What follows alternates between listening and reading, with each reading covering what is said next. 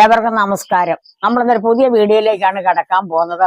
അതെന്താണെന്ന് ചോദിച്ചാൽ നമ്മളൊരു ഒലത്തുകറിയാണ് ഉണ്ടാക്കുന്നത്. ഈ ഒലത്തുകറി ഉണ്ടാക്കുന്നത് വെച്ചാൽ പല സാധനങ്ങളിട്ട് ഒലത്തുകറി വെക്കാറുണ്ട്. പക്ഷെ നമ്മൾ ഇന്ന് ഉണ്ടാക്കാൻ പോകുന്നത് വാഴയുടെ ഒരു ചെറിയ വിത്ത്. വാഴ വിത്ത് നമ്മൾ ഏത്തവാഴ പിരിച്ചു കഴിയുമ്പോൾ അതിനകത്ത് ചെറിയ ചെറിയ കുഞ്ഞു വിത്തുകളുണ്ട്. ഇതുപോലുള്ള ചെറിയ വിത്തുണ്ട്. ഈ വിത്ത് നടാൻ കൊള്ളൂല. ഇത് നേരെ പിടിച്ചമ്മ. ഇത് പക്ഷെ ഇച്ചിരി വലിപ്പമുണ്ട് അല്ലേ? ഇച്ചിരി വലിപ്പമുണ്ട്. ഇതിലും ചെറുതാണ് ഏറ്റവും നല്ലത്. ഏറ്റവും പക്ഷെ ഇതിനും രുചിയുണ്ട്. അത് നല്ലപോലെ വേവുന്നാൾ നമ്മൾ പയറിട്ട് നമ്മളൊരു വാഴ എടുത്ത് വെച്ചു. അപ്പൊ ഇന്ന് നമ്മൾ പയറും ഒന്നും ഇടുന്നില്ല, വേറെ ഇട്ടാണ് നമ്മൾ ഇന്ന് വെക്കാൻ പോകുന്നത് ഒലത്ത. അപ്പൊ ഇതിന്റെ അകത്തൊരു കാര്യം എന്താ വെച്ചാൽ ഈ ഒരു വലിപ്പം മുതൽ ഇതിന്റെ കൂമ്പ് കണ്ടില്ലേ, ഈ കൂമ്പ് മുതല് താഴത്തേക്കുള്ള എത്ര ചെറിയ കൂമ്പ് വന്നത് നമുക്ക് ഉപയോഗിക്കാം അല്ലെ? ചെറിയ നമ്മുടെ എന്താ പറയാ, നമ്മുടെ ചേമ്പ് കണക്കിന്റെ അത്രയും വരെ വരുന്ന അല്ലെ, ചേമ്പുന്തടയുടെ ഒക്കെ വലിപ്പം വരെ വരുന്ന വിത്തുകളുണ്ട്. അപ്പൊ ഇതിന് നമ്മൾ നോർമലി നമ്മളൊക്കെ പറയുന്ന വാഴ മാങ്കുന്നതിന് പറയും. പക്ഷെ വാഴ മാണം എന്ന് ചിലര് പറയും. അത് ഇതല്ല, വാഴ മാണം അല്ലെ. അതായത് മെയിൻ ആയിട്ടുള്ള, അതായത് നമ്മുടെ കൊലച്ച വാഴയുടെ അതിനാണ് നമ്മൾ മാണം എന്ന് പറയുന്നത്. അതല്ല നമ്മൾ ഉപയോഗിക്കുന്നത് അല്ലെ? അല്ല, അതിൽ പൊട്ടി വരുന്ന ചെറിയ വിത്ത്, വലിയ വിത്തും കൊള്ളൂല്ല, ഇല വന്ന വിത്ത് കൊള്ളൂല്ല, ഈ ചേല വരാത്ത കുഞ്ഞു വിത്തുകൾ ഇത് നടാനും കൊള്ളൂല്ല. ഇതപ്പോ നമ്മൾ സാധാരണക്കാരൊക്കെ പിരിച്ചും കളയുള്ളൂ. ചിലര് കൂട്ടാൻ വെക്കും. എന്റെ വീട്ടിലൊക്കെ പണ്ട് കൂട്ടാൻ വെക്കുമായിരുന്നു ഇഷ്ടം പോലെ. അന്നൊന്നും നമ്മൾ പച്ചക്കറി ഒന്നും മേടിക്കും. പിന്നെ വേറെ കാര്യം, അസ്ത്രത്തിന്റെ അകത്തൊക്കെ ഇടാനൊക്കെ നമ്മൾ അസ്ത്രത്തിനകത്ത് ഇട്ടു. ഇപ്പൊ എന്താ ചെത്താൻ പോവാ ഞാൻ. ഓക്കെ, ആദ്യം തന്നെ അതിന്റെ ആ ഒരു മണ്ടയം കണ്ടിച്ച് ഇപ്പൊ കണ്ട ശരിക്കും നമ്മുടെ ചേമ്പുന്തടയാണ്. പറയുള്ളൂ, ചെത്തി എടുക്കുമ്പോ ചേമ്പുന്തടയാണ് നമ്മുടെ കയ്യിൽ പിടിക്കാനുള്ള. കണ്ടോ, അമ്മയുടെ കയ്യിലിരിക്കുമ്പോ തന്നെ അറിയാം അത്രയും വലിപ്പമുള്ളൂ. ഇത് വലിപ്പം കുറഞ്ഞതും കിട്ടും. പക്ഷെ മറ്റേതാകുമ്പോഴത്തേക്കും വാഴ മാണെന്ന് പറഞ്ഞാൽ അത്യാവശ്യം നല്ല വലിപ്പമുണ്ട്. നമുക്കിങ്ങനെ പിടിക്കാൻ പറ്റത്തില്ല. ഒരു വലിയ കാച്ചിലിന്റെ ഒക്കെ വലിപ്പമുണ്ട് ഒരു മാണത്തിന്, വാഴ മാണത്തിന് അല്ലേ? ഇതിന്റെ വലിയ വിത്തിനും കൊള്ളൂല്ല. അതും വലിയ ഇലയൊക്കെ വരുമ്പോഴത് നമ്മളിങ്ങനെ പിടിച്ച് ചെത്താനും ഒന്നും കൊള്ളൂല്ല. ഇത് നല്ല ചോറ് പോലിരിക്കും ചെത്തുമ്പോഴും. അപ്പൊ ഇത് ആരും കളയരുത് കേട്ടോ. കാരണം ഇത് ഇഷ്ടം പോലെ നമ്മള് ഒരു ഏത്തവാഴ നമ്മള് പിരിച്ചു കഴിഞ്ഞിട്ടുണ്ടെങ്കിൽ ഒരു 4-5 വിത്ത് എന്തായാലും ഇങ്ങനത്തെ കിട്ടും അല്ലേ? മാങ്ക് ഇങ്ങനത്തെ നമുക്കത് ആരും നടത്തില്ല. അത് നടാതെ അങ്ങ് പിരിച്ച് കളയത്തുള്ളൂ. അപ്പൊ ഇനി ആരും അത് കളയരുത്. ഇതുപോലെ ചെത്തി നമുക്ക് പല കറി ഉണ്ടാക്കാം. ചാറുകറിയും തോരൻ കറിയും മെഴുക്ക് പുരട്ടിയും അല്ലേ ഒക്കെ വെക്കാം. പല രീതിയിൽ വെക്കാം.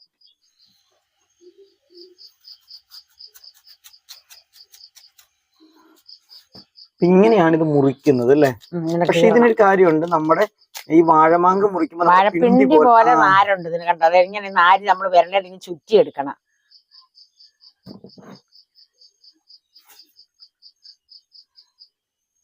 പിണ്ടി നമ്മൾ അങ്ങനെ വിരലെ ചുറ്റിയെടുക്കും ഇതിന് നാര്. ഇനി അരിയുമ്പോ നമുക്ക് നോക്കാവേ. അറ്റങ്ങ് കളഞ്ഞു, ഇനിയുള്ളത് അരിഞ്ഞെടുക്കാം. കളഞ്ഞു നല്ലതാ ആണോ? ഇതിങ്ങനെ ഈ ഒരു വലിപ്പത്തിലാണ് അരിഞ്ഞെടുക്കുന്നത്. ഓരോ പ്രാവശ്യം അരിയുമ്പോഴും കയ്യിലേക്ക് ഇങ്ങനെ നാര് ചുറ്റി എടുക്കുന്നുണ്ട്. നല്ല മോതിരമാകും. അത് തന്നെ. പിണ്ടി അരിയുമ്പോഴും നമ്മളിങ്ങനെ ആകട്ടെ ഇങ്ങനെ നന്നായിട്ട് നമ്മൾ ആ നൂല് ഇങ്ങനെ ചുറ്റിയെടുക്കും. അതുപോലെ തന്നെ ഇതിനുണ്ട് നൂലുണ്ട്. നമ്മൾ ആ നൂല് ചുറ്റിയിട്ട് നമ്മൾ അരിയുന്ന അരി നമുക്ക് വെള്ളത്തിലോട്ട് ഇടാം. കാരണം ഇതിന് കറയുണ്ട്.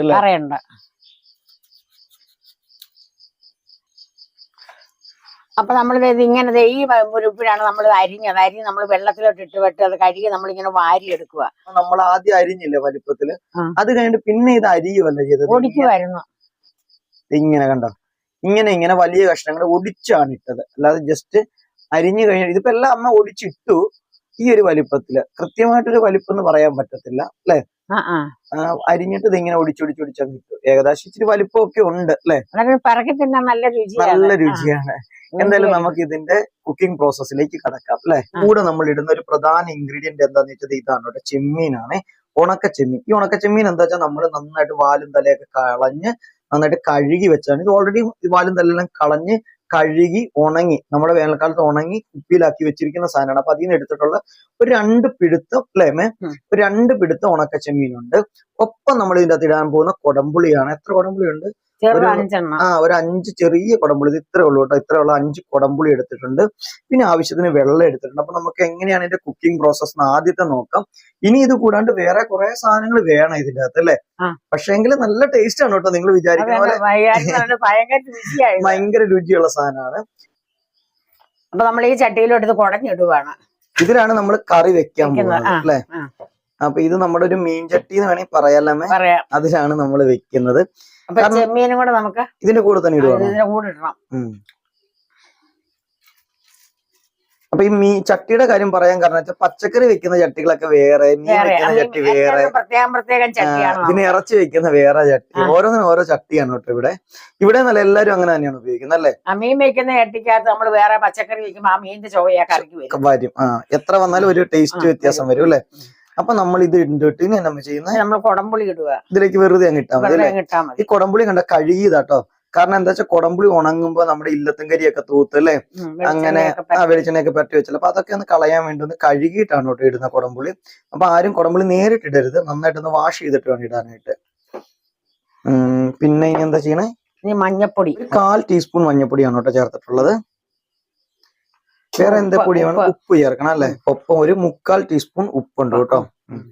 ഈ വാഴമങ്കിനൊക്കെ ഉപ്പ് അത്യാവശ്യം വേണം അല്ലെ. ഇനി നമ്മളെ രണ്ടുപേർക്കും കരിവേപ്പില. ഓക്കെ.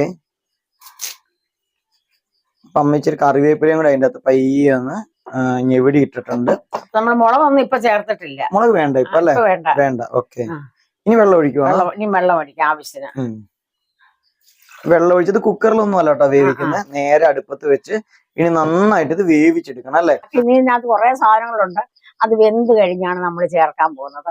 അപ്പൊ നിങ്ങൾക്ക് ഇത് ഇഷ്ടപ്പെട്ട് കാണുമെന്ന് ഞാൻ വിശ്വസിക്കുന്നുണ്ട്. ഇഷ്ടപ്പെട്ടിട്ടുണ്ടെങ്കിൽ നിങ്ങൾ ലൈക്കും കമന്റും. നമ്മുടെ കറി മൊത്തം ആയിട്ടില്ല എങ്കിലും നിങ്ങൾക്ക് ഈ ഒരു വാഴമാങ്കന്റെ ഒരു റെസിപ്പി നിങ്ങൾക്ക് ഇഷ്ടപ്പെടുന്നുണ്ടെങ്കിൽ, ഒപ്പം നമ്മളെ ഇഷ്ടപ്പെടുന്നുണ്ടെങ്കിൽ അല്ലെ, ലൈക്ക് ചെയ്യാനും മറക്കരുത്. അതോടൊപ്പം തന്നെ നിങ്ങളുടെ അഭിപ്രായങ്ങൾ അറിയിക്കാനും മറക്കരുത്. ഒപ്പം നിങ്ങൾ ഈ ചാനൽ സബ്സ്ക്രൈബ് ചെയ്തിട്ടില്ലെങ്കിൽ ദയവായിട്ട് ഒന്ന് സബ്സ്ക്രൈബും കൂടെ ചെയ്തിട്ട് നിങ്ങൾ കാണണമെന്ന് അഭ്യർത്ഥിക്കുകയാണ്. പിന്നെ മറ്റൊരു കാര്യം എന്താ വെച്ചാൽ അമ്മയ്ക്ക് ഇപ്പം അസുഖമൊക്കെ ഇച്ചിരി കുറവുണ്ട് അല്ലെ, എന്നാലും മരുന്ന് കഴിക്കുന്നുണ്ട്. പിന്നെ ഒത്തിരി പറയാൻ എനിക്കൊരു ബുദ്ധിമുട്ടുണ്ട്. അപ്പൊ അവൻ കൂടെ കൂടി അങ്ങ് പറയുവാണെങ്കിൽ പറഞ്ഞു പോകും.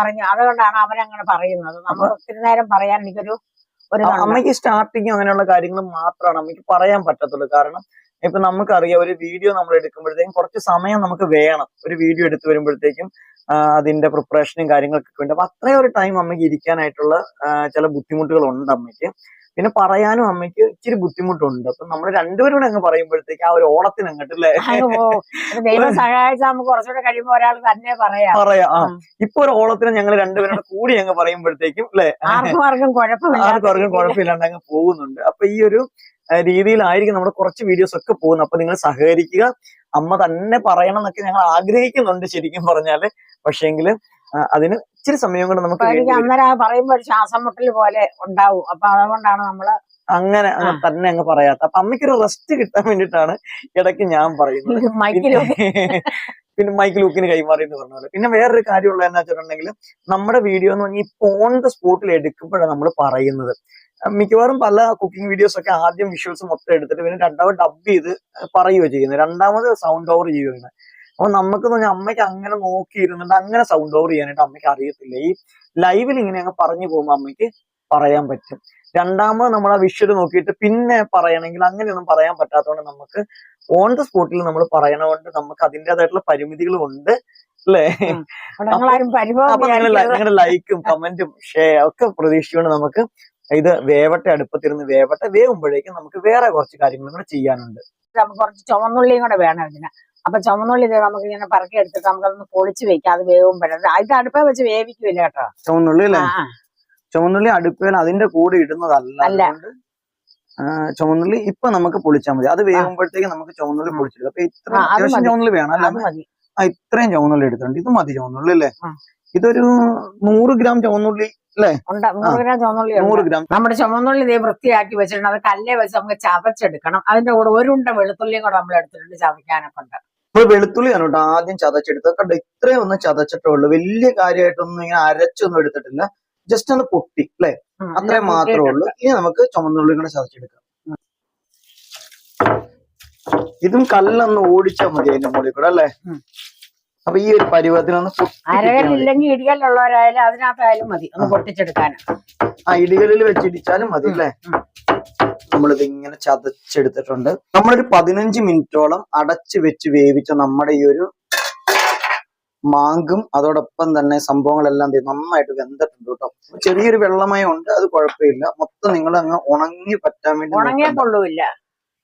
ഇനി നമ്മളിത് ഉള്ളി അത്യാവശ്യം ഉണ്ട്, ഒരു 100 ഗ്രാമോളം ഉള്ളി ചതച്ചതും നമ്മുടെ വെളുത്തുള്ളിയും എല്ലാം നമ്മളിങ്ങനെ റെഡി ആക്കി വെച്ചിട്ടുണ്ട്. 2 ടേബിൾ സ്പൂൺ വെളിച്ചെണ്ണ ഒഴിച്ചിട്ട് നമ്മൾ കടുകിട്ട് നമ്മൾ കടുക് പൊട്ടിപ്പിടിച്ച് അതിന്റെ നമ്മുടെ വെളുത്തുള്ളിയും ചതച്ച് വെച്ചിട്ടുള്ള ചുമന്നുള്ളിയും രണ്ടും നമ്മൾ ഇട്ടിട്ടുണ്ട് കേട്ടോ. രണ്ടും കൂടി ഇട്ട് നമുക്ക് നന്നായിട്ടൊന്ന് മൂപ്പിക്കും. അപ്പൊ ഇതിനകത്തേക്ക് നമ്മൾ കറിവേപ്പിലയോ നമ്മുടെ വട്ടൽമുളകോ അതൊന്നും നമ്മൾ ചേർത്തിട്ടില്ല. ഈ കറിയുടെ ഏറ്റവും ഒരു ടേസ്റ്റ് മേക്കർ എന്ന് പറയുന്നത് സത്യം പറഞ്ഞാൽ ഈ ഒരു ചുമന്നുള്ളിയും വെളുത്തുള്ളിയും തന്നെയാണ് കേട്ടോ. അപ്പൊ ഇത് നന്നായിട്ട് നമ്മൾ ചുമന്നുള്ളി എടുത്തിട്ടുണ്ട്. ഒരു 100 ഗ്രാമിന് മുകളിൽ നമ്മൾ ചുമന്നുള്ളി എടുത്തിട്ടുണ്ട്. അപ്പൊ ഇത് നന്നായിട്ട് അങ്ങ് ഫ്രൈ ആവണ്ട, അതിനു മുമ്പ് ഇപ്പൊ ഏകദേശം ഒന്ന് മൂത്തിട്ടുണ്ട്. ഈ ഒരു സമയത്ത് നമ്മൾ ഇതിന്റെ അകത്തേക്ക് കറിവേപ്പിലയും വറ്റൽമുളകും കൂടെ നമ്മൾ ഇടുവാണ് കേട്ടോ. അപ്പൊ ഇപ്പൊ നമ്മൾ ശരിക്കും പറഞ്ഞ കടുക് താളിക്കുന്ന രീതിയിലാണ് ചെയ്യുന്നത്. പക്ഷേ കടുക് താളിക്കുന്ന പോലെ അല്ല, ഇത് ചതച്ചതാണ്. ഇനി ഇതിന്റെ അകത്താണ് നമ്മൾ ഇതുവരെ നമ്മുടെ കറിക്കകത്ത് നമ്മള് മുളക് പൊടി ഒന്നും ചേർത്തിട്ടില്ല. ഉപ്പും മഞ്ഞപ്പൊടി മാത്രമേ ചേർത്തിട്ടുള്ളൂ. ബാക്കി ഐറ്റംസ് ഒക്കെ നമ്മൾ ഇനി ഇതിന്റെ അകത്തേക്കാണ് നമ്മൾ ചേർക്കാൻ പോകുന്നത്. പക്ഷെ ഇപ്പൊ ചേർക്കാൻ പോകുന്നത് അത് ഇച്ചിരി മൂക്കണം. ഇച്ചിരി മൂത്തതിന് ശേഷമാണ് ബാക്കി മസാലകളും കാര്യങ്ങളും ഒക്കെ നമ്മൾ ഇതിന്റെ അകത്തേക്ക് ചേർക്കാൻ പോകുന്നത്. ഇപ്പൊ നമ്മുടെ ചുമന്നുള്ളിയും വെളുത്തുള്ളിയും ഇതൊക്കെ നന്നായിട്ടൊന്ന് മൂത്തിട്ടുണ്ട്. എന്നാലും നന്നായിട്ട് ഫ്രൈ ആയ പോലെ ഒന്നും അല്ല കേട്ടോ, ഒരു അത്യാവശ്യം ഒന്ന് കളർ മാറിയിട്ടുണ്ട്. ഈ ഒരു സമയത്ത് നമ്മൾ 1 ടീസ്പൂൺ ഒരു ടീസ്പൂൺ പിരിയമുളക് നമ്മൾ ഇതിന്റെ അകത്തേക്ക് ചേർത്തിട്ടുണ്ട്. നിങ്ങൾക്ക് എരിവിനനുസരിച്ച് നിങ്ങൾക്ക് സാധാ മുളക് പൊടി വേണമെങ്കിലും ചേർക്കാം. നമ്മൾ പിരിയമുളകാണ് ചേർത്തിട്ടുള്ളത്. ഒപ്പം 1 ടേബിൾ സ്പൂൺ അല്ല 1 ടീസ്പൂൺ തന്നെ മല്ലിപ്പൊടികൾ നമ്മൾ ഇതിന്റെ അകത്തേക്ക് ചേർക്കുവാണ്. അപ്പൊ അത്രേ ഉള്ളൂ കേട്ടോ. 1 ടീസ്പൂൺ മല്ലിപ്പൊടിയും 1 ടീസ്പൂൺ മുളക് പൊടിയും ചേർത്ത്, 2 ഓരോ സ്പൂൺ ആട്ടോ ചേർത്തിട്ടുള്ളത്. അപ്പൊ അതും കൂടെ ചേർത്തിട്ട് നമ്മൾ ഇത് നന്നായിട്ട് മിക്സ് ചെയ്തു. ഇനി നമുക്ക് വേറെ എന്തെങ്കിലും മസാല വല്ലതും വേണമെങ്കിൽ വേണ്ട. അപ്പൊ ഇതിന്റെ അകത്ത് നമ്മൾ ഉപയോഗിക്കുന്ന ആകെ മല്ലിപ്പൊടിയും മുളക് പൊടിയും മഞ്ഞപ്പൊടിയും മാത്രമേ നമ്മുടെ പൊടികളുള്ളൂ. മറ്റ് ഗരം മസാലയോ അങ്ങനെയുള്ള സാധനങ്ങളൊന്നും നമ്മൾ ഇതിന്റെ അകത്ത് ചേർക്കുന്നില്ല. അപ്പൊ ഈ മസാലയും കൂടെ അതായത് നമ്മുടെ മുളക് പൊടിയും മല്ലിപ്പൊടിയും ഒക്കെ ഇതിലേക്ക് ഒന്ന് പിടിച്ച് ജസ്റ്റ് അതിന്റെ പച്ചച്ചൊവയൊക്കെ ഒന്ന് മാറി ഒന്ന് ഫ്രൈ ആയിട്ടുണ്ട്. ഈ ഒരു സമയത്തിന് നമ്മുടെ വേവിച്ച് വെച്ചിട്ടുള്ള നമ്മുടെ ഈ ഒരു വാഴമാങ്കും നമ്മുടെ ചെമ്മീനും ഒക്കെ കൂടി ഇതിന്റെ അകത്തേക്ക് ഇട്ടിട്ടുണ്ട്. എന്നിട്ട് നമുക്ക് നന്നായിട്ട് ഇത് മിക്സ് ചെയ്ത് കൊടുക്കാം. നമുക്ക് ഇതൊരു നാടൻ കറിയാണ് അല്ലേ ശരിക്കും നാടൻ കറിയാ, പണ്ട് കാലത്തൊക്കെ വെക്കുന്നതാ. എന്നാലും ചെമ്മീൻ കിട്ടിയില്ലെങ്കിൽ വേറെ എന്തെങ്കിലും ഉണക്കമീൻ ഇടും ഇതിന്റെ അകത്ത് അല്ലേ. ഒരു ഉണക്കമീൻ ഏത് വേണേലും ഉപയോഗിച്ചാൽ അത്രയും നല്ല അല്ലേ. അപ്പൊ ഇതിന്റെ അകത്ത് നമ്മൾ ആദ്യം കുറച്ച് വെള്ളം നിങ്ങൾ കണ്ടില്ലായിരുന്നോ? ആ വെള്ളം ഇപ്പൊ എന്താ വെച്ചാൽ ആ വെള്ളവും കൂടെ കൂട്ടി ഒഴിച്ചപ്പോഴാണ് ആ വെള്ളവും കൂടെ ഈ മസാലയിലൊക്കെ നമ്മുടെ ഈ മുളക് പൊടി മല്ലിപ്പൊടിയിലൊക്കെ പിടിച്ചിട്ട് മൊത്തം നമ്മുടെ സാധനങ്ങൾക്കകത്തേക്ക് നമ്മുടെ ഈ ഒരു വാഴമാങ്കിലേക്കും എല്ലാം അതൊന്ന് മിക്സപ്പ് ആയിട്ടുണ്ട് കേട്ടോ. ഇനി നമുക്കിതൊന്ന് നിരത്തി ഇട്ടിട്ട് ഒന്ന് എന്താ പറയാ ഒന്ന് ഉലർത്തിയെടുക്കാം അല്ലേ. ഇത് ഒത്തിരി അങ്ങ് ഉലർന്നു പോയാൽ കൊള്ളത്തില്ലെന്ന് നമ്മ പറയുന്നത്. ഒത്തിരി അങ്ങ് ഉണങ്ങി കഴിഞ്ഞാലും ഇതിന് ടേസ്റ്റ് ഒന്നും ഒരു സുഖമില്ലെന്നാ പറയുന്നത്. അപ്പൊ നമ്മൾ ഇപ്പൊ തന്നെ വാങ്ങുവാണോ അടുപ്പേന്ന്? വാങ്ങാം അല്ലേ. അപ്പൊ നമ്മുടെ കറി നമ്മൾ വാങ്ങി ഉരുളിക്കകത്ത് തന്നെ നല്ലൊരു ചൂടുണ്ട് കേട്ടോ. എപ്പോഴും നല്ല ആവി ഇങ്ങനെ എടുത്തോണ്ടിരിക്കുകയാണ്. നല്ല കാണാനും ഒക്കെ നല്ല രസമാണ്. കാണുന്ന രസമല്ല, നല്ല കഴിക്കാനും നല്ല രുചിയാണ്, നല്ല ടേസ്റ്റ് ഉണ്ട്. ആ ചെമ്മീനും ആ ഉടമ്പുളിയും ഒക്കെ കൂടെ ആ കഷ്ണത്തിൽ അങ്ങ് പിടിച്ചപ്പോഴുണ്ടല്ലോ, നമുക്കത് പിറക്കി തിന്നാനും ഒക്കെ നല്ലതാ. പിറക്കി തിന്നത്തക്ക പോലെയാണ് നമ്മളെ സാധനം ഒടിച്ചിട്ടേക്കുന്നത്. കുരുകുര ഇട്ട് കഴിയുമ്പോ നമ്മൾ തിന്നാൻ നമുക്കൊരു സുഖം തോന്നത്തില്ല. ഇങ്ങനെ ഇട്ടണം ഈ തോരനാന്ന് ഇങ്ങനല്ല. അപ്പൊ നമ്മുടെ ഒലത്തുകറി റെഡി ആയിട്ടുണ്ട്. നിങ്ങൾക്ക് എല്ലാവർക്കും ഇഷ്ടപ്പെടും ഞാൻ വിശ്വസിക്കുന്നുണ്ട്. ഇഷ്ടപ്പെടുന്ന പറഞ്ഞാൽ നമുക്ക് വലിയ കാശുമുടക്കൊന്നുമില്ല കറി വെക്കുന്നത്. പിന്നെ ഉള്ളിയൊക്കെ നമ്മുടെ വീട്ടിൽ എപ്പോഴും ഉണ്ടല്ലോ. അപ്പൊ നമ്മൾ ഇതുപോലൊരു കറി ഉണ്ടാക്കി നമ്മൾ കഴിക്കുക. നമുക്ക് വലിയ പയറിട്ട് വെക്കാം, ചുമ്മാതെ വെക്കാം. ചുമ്മാതെ ചെറുതായിട്ട് അരിഞ്ഞ് പയറിടുമ്പോ പുളി വേണ്ട. ചുമ്മാ തോരൻ വെക്കുമ്പോഴും പുളി വേണ്ട. ചെമ്മീനോ മീനോ ഇടുവാണെങ്കിൽ മാത്രം മതി പുളി. അപ്പൊ നിങ്ങൾ ഇതുപോലെ വെക്കുവാണെങ്കിൽ തോരൻ വെക്കാം, നമുക്ക് കൊത്തി അരിഞ്ഞിട്ട്. അത് പറഞ്ഞപ്പോഴത്തെ നമ്മളിത് ചുമ്മാ ഉണ്ടാക്കിയിട്ട് തേങ്ങയൊക്കെ ചതച്ചിട്ട് ഇതുപോലെ കടുക് പൊട്ടിച്ചെടുത്തിട്ട് 4 മണിക്ക് കടിഞ്ചായയുടെ ഒക്കെ കൂടെ ഞങ്ങൾ ഇത് കഴിക്കാറുണ്ട് കേട്ടോ, ഈ വാഴമാങ്ക്. അപ്പൊ അങ്ങനെ നിങ്ങൾക്ക് വേണേ ഉണ്ടാക്കി കഴിക്കാം. അപ്പൊ ഇത് നിങ്ങൾക്ക് ഇഷ്ടപ്പെട്ട് കാണുമെന്ന് ഞാൻ വിശ്വസിക്കുന്നുണ്ട്. അപ്പൊ നിങ്ങൾ ലൈക്കും കമന്റും ഒന്നും മറക്കരുത്. അതുപോലെ ചാനൽ സബ്സ്ക്രൈബ് ചെയ്തില്ലെങ്കിൽ സബ്സ്ക്രൈബ് ചെയ്യണമെന്നും കൂടി ഓർമ്മിക്കുക. അപ്പൊ അടുത്തൊരു വീഡിയോ ആയി വരുന്നവരെ നിങ്ങൾക്ക് എല്ലാവർക്കും എന്റെ നന്ദി, നമസ്കാരം.